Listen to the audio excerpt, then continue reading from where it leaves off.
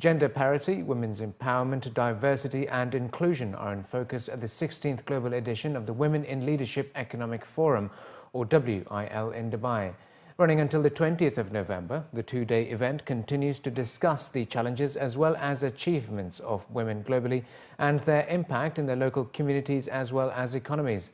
The UAE Minister of Economy, His Excellency Sultan bin Saeed Al Mansouri, was among the keynote speakers and recipient of the honorary WIL award in recognition for his support and contribution to women empowerment.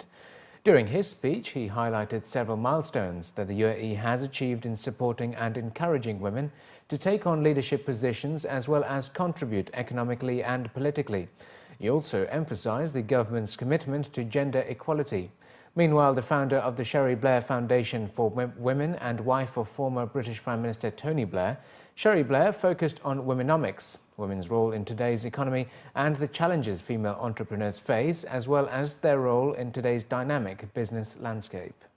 Women's economic empowerment is vital in driving economic growth. And so today, what we're talking about is vital to the future of this country, of this region, and of the world.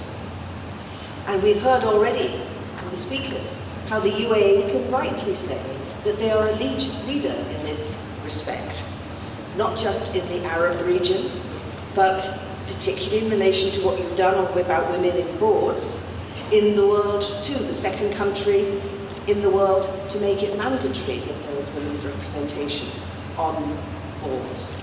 This is important to me because I'm a lawyer and I believe that in shaping society, what we do with our laws is a starting point, but it's by no means the end point, because when we have those laws, we then have to make sure that they work.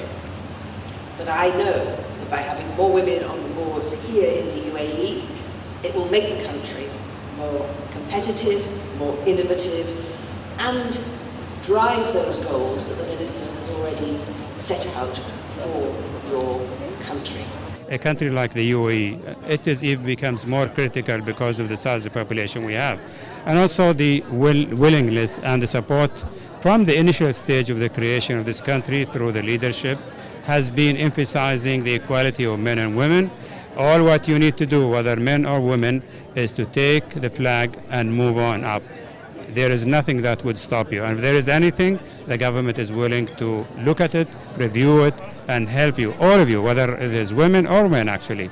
But it is more and more within our region, the issue of women is taking a lead, and we see the results represented in what has been achieved here on the ground in the UAE. What it takes to get to the top is you've got to know yourself and what you bring to the table. You've got to know you can do it and have the confidence to push through. And you've got to know the rules of engagement, because they don't always add up for women and they're not always fair. To stay, you got to keep on doing what you do best.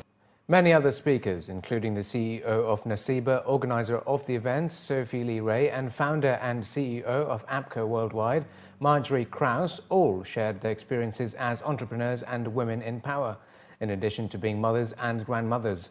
They say these are just some of the multiple roles that women juggle alongside a desire to achieve their potential as leaders and businesswomen that will be discussed over the two-day event. Earlier today at the event, they also recognized the men and women who have created an impact in women empowerment locally and globally, such as Dr. Susan Mboya Kidero for an initiative that has empowered 500,000 women in Eurasia and Africa so far. While the President of the Council of Arab Businesswomen, Her Excellency Sheikha Hissa Saada Sabah, received the Leading Women in Public Sector Award. The barriers for the Gulf women are very little. They're not little barriers because she's got the finance. The only barrier is the confidence that sometimes she lacks, and also support from the private sector and the governments in giving them the chance, the opportunity to set up their companies. And otherwise, the Gulf is different than the other Arab women. She's got the finance. She's getting the confidence, and she's getting now today the support of her government. The 5x20 initiative, which we were recognized for today, 5x20 stands for we want to empower 5 million women by the year 2020, and we want to do this through our value chain. what we believe is that as Coca-Cola does business and as our business does well, we want women to be part of that. And so we are empowering women in 3 ways. We're giving them access to business skills training, access to finance and our assets, helping them to start up Coca-Cola businesses, and then also networking them. And through this, as the women prosper, our business prospers. It's a wonderful, what I call virtuous cycle. And I believe that that's the future of companies. Companies will no longer be able to thrive unless the community and women in particular are thriving.